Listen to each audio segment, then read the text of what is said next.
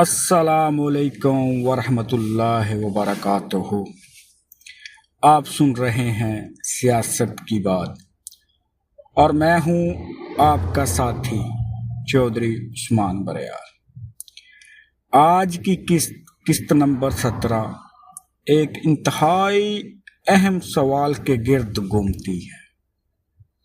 کیا ہم واقعی اپنے ووٹ کو عزت دیتے ہیں؟ پاکستان میں ووٹ کو عزت دو کا نعرہ کئی بار لگایا گیا، لیکن افسوس کہ سب سے بڑی بے عزتی خود عوام نے اپنے ووٹ کی ہے۔ جب ہم اپنا ووٹ صرف ذات، برادری، لالچ یا وقتی فائدے کے لیے دیتے ہیں تو ہم صرف ایک شخص کو نہیں بلکہ ایک پوری نسل کو داؤ پر لگا دیتے ہیں۔ آج بھی افسوس کے ساتھ پاکستان کا عام شہری اپنے ووٹ کے اصل طاقت کو سمجھنے کے لیے تیار نہیں ہے۔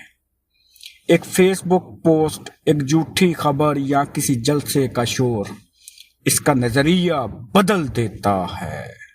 نہ ہم امیدوار کا ماضی دیکھتے ہیں، نہ اس کا کردار دیکھتے ہیں، نہ اس کی کارکردگی دیکھتے ہیں، بس جذبات میں آ کر ووٹ دے دیتے ہیں، پھر اگلے 5 سال ہم ملامت کرتے ہیں۔